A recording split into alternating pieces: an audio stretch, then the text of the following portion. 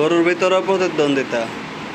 এক গরু আরেক গরুকে হঠাৎ করে রিসিভ করতে চায় না। একসাথে যারা একই গোয়ালে পাশাপাশি থাকে অনেক দিন, তারা সমস্যা করে না, কিন্তু হঠাৎ করে যখন তার পাশে অপরিচিত অন্য গরু চলে আসে, তখন সেই গরুগুলো নতুন গরুকে রিসিভ করতে চায় না, গুতাগুতি করে, মারামারি করে, অনেক সময় ইনজুর্ড করে ফেলে।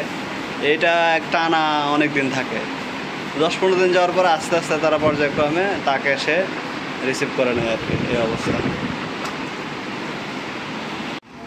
তিনজনের ভালোবাসারও কমতি নেই। ছোটোবেলায় যেমন আমরা আমাদের একটা শৈশবের টিম থাকে, সেম তাদের একটা টিম। তারা তিনজনের একটা টিম, দেশাল প্রজেক্টের টিম। আমাদের যে ফ্রিজিয়ান যে সার বাচ্চাগুলো আছে বা ফ্রিজিয়ান গাভীর যে বাচ্চাগুলো আছে, তাদের সাথে তাদের কোনো বৈষম্য থাকে না, তারা কোনো মিলও থাকে না, এবং তাদের সাথে তারা অ্যাডজাস্ট করেও না। এরা এদের মতো করে, এরা তিনজন যেদিকে যায় এরা এদের মতো করে একসাথে থাকে। মানে একটা মানে মিলন তাদের, এই জিনিসটা আসলে চোখে পড়ার মতো, খুবই ভালো লাগে। তো সবগুলো শাহিওয়ালের বাচ্চা। ওটা 2টা ষাঁড় বাচ্চা আছে আর একটা ফিমেল মেয়ে বাচ্চা আছে। তো সবাই দোয়া করবেন আমাদের জন্য। আসসালামু আলাইকুম রহমতুল্লাহ। এখন ক্যামেরা চালু করলে তারা আদর নেওয়ার জন্য বা খোঁজ দেওয়ার জন্য খুবই উদ্বিগ্ন হয়ে যায়।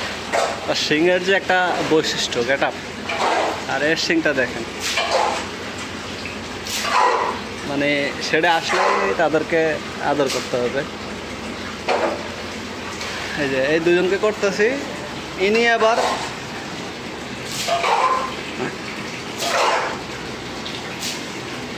কি হয়েছে তোমার, দেখেন সে হাতটা চাটবে।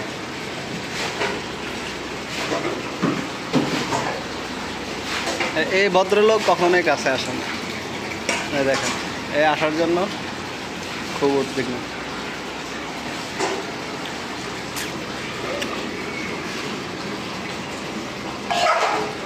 এই